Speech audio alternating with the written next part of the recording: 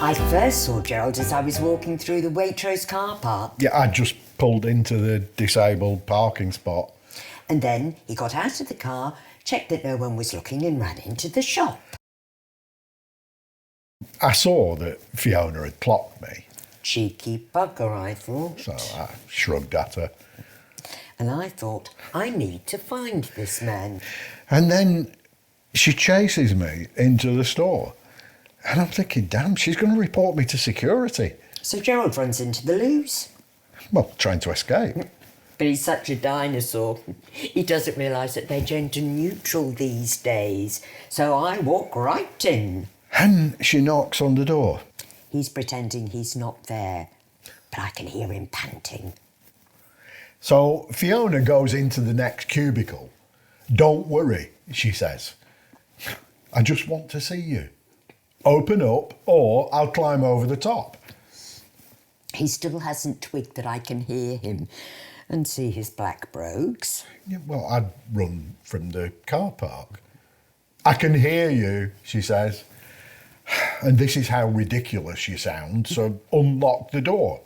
So by this time I am panting loudly, peering over the top of the cubicle to check that it's Gerald. Only, of course, security have now discovered that there is a commotion and they nabbed me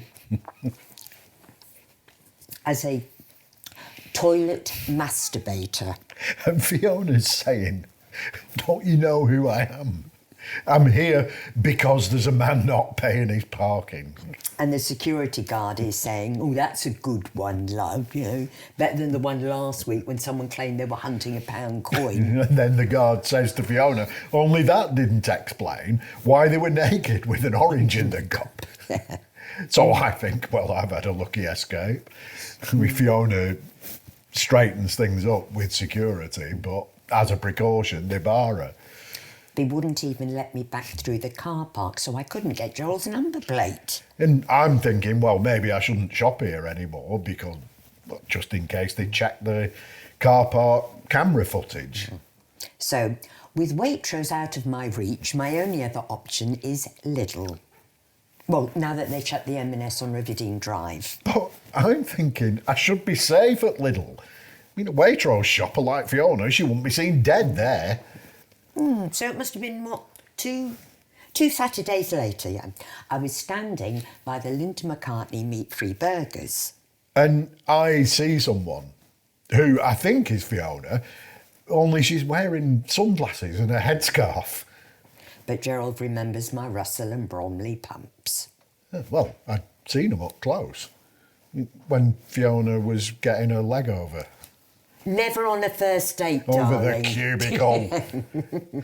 Anyway, I nipped down between the garden strimmers and the ratchet sets. And I thought, I am going to corner Gerald. So I abandon Linda's frozen meals. I do 3 sides of the square, pass the ginger biscuits, and make my stand at the luxury preserves. And I've lost sight of Fiona.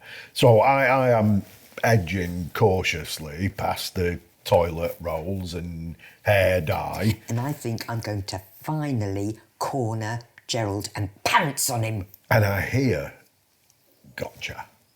And I think, game's up, no more free parking for me. And then I turn round and I see Fiona in a headlock. Shoplifting, they said.